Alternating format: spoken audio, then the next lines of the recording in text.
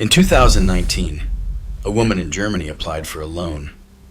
She was turned down, not by a banker who looked at her file, but by a number.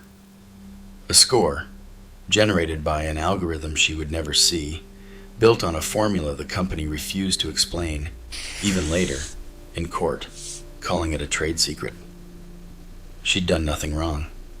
There was simply a number, and the number said no. And here's the part that should stay with you. There was no one to argue with. No person had decided she was a risk. The system had. And for a while, the law agreed that was perfectly acceptable. Her case stands in for something much larger. Every day, more of the decisions that shape an ordinary life, the loan, the apartment, the job interview, the benefit, whether your account gets frozen or your name gets flagged, are made this way. Quickly, invisibly, at a scale no human reviews. By a system, not a person. This channel is called the human veto.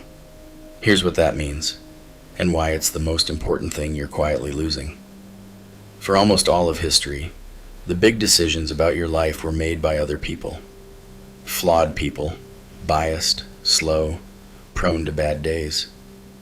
In a lot of ways, the machines are fairer. But a human had one thing no algorithm has. You could reach them. You could say, "Wait, this is wrong. Let me explain." And they could hear something the form didn't capture, make an exception, and be held responsible for it. That's the human veto. Not the right to a good decision, or a fast one. The right to have a person in the loop who can look at what the machine concluded about you and overrule it. And we're quietly removing that person, one system at a time, because software is cheaper. Here's what happens when the veto disappears. In 2013, Michigan handed unemployment fraud decisions to an algorithm and laid off around a third of the staff who used to make them. Over 2 years, it flagged people automatically, with no human reviewing the accusation, and wrongly accused roughly 40,000 of them, with an error rate near 90% on the cases it decided alone. It seized tax refunds and garnished wages, and to fight back you had to prove your own innocence, on a deadline, to a system that had already convicted you. Australia did the same thing on a national scale, a scheme nicknamed Robodebt. It guessed at people's income, declared debts wherever its guess didn't match, and flipped the basic rule. Instead of the state proving you owed money, you had to prove you didn't. It chased hundreds of thousands of people for over $1 billion in false debts. A court ruled it unlawful, and it became the largest class action settlement in the country's history. And in the Netherlands, the tax authority let a self-learning algorithm hunt for benefits fraud.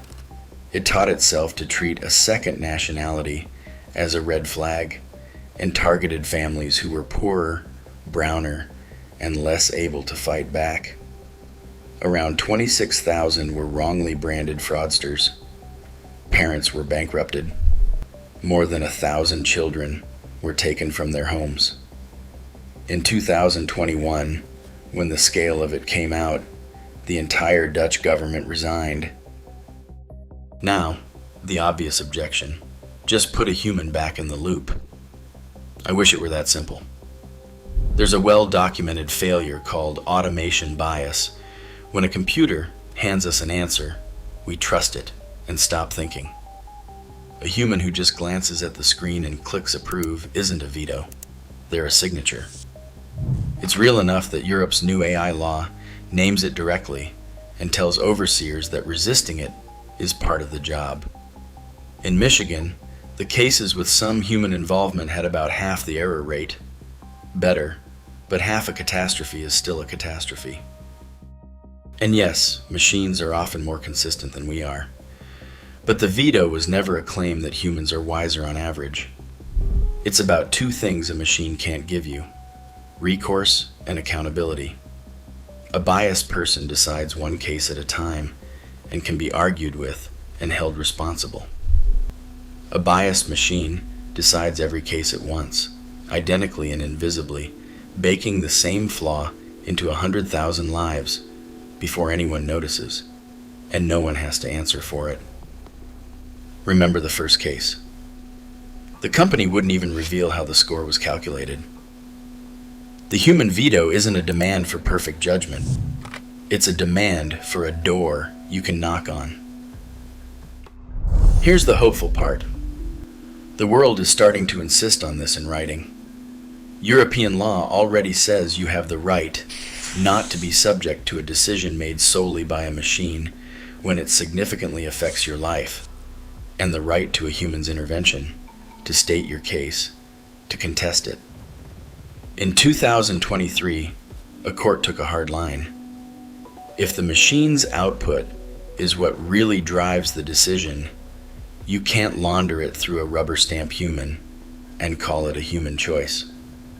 And as of this August, Europe's AI Act requires the highest stakes systems, hiring, credit, and essential services, to be built so a human can actually understand them, override them, and shut them off. Having seen what happens when the person disappears, we're deliberately putting them back. I'll leave you with the sharpest version of it. There's one decision humanity has never seriously handed to a machine: the decision to take a life. In the whole debate over autonomous weapons, the line almost no one will cross is that a human must stay in the loop on the choice to kill. We call it meaningful human control. We understood there that some decisions are too consequential to leave to software alone. That instinct shouldn't stop at the battlefield. The loan that decides whether you keep your house, the flag that decides whether you're investigated, the score that quietly closes doors you'll never see. These are life-altering too, multiplied across millions of people who'll never get a hearing. The human veto is the last checkpoint where you're treated as a person and not a data point. The place where someone with authority can look at the machine's verdict on your life and say, simply, no, this one is wrong. The woman in Germany got her day in court. The question worth sitting with is why it took a court at all, and whether, next time a machine decides something about your life, there'll be a single human with the power to overrule it. That's the whole fight. That's the human veto. Don't let it go quietly.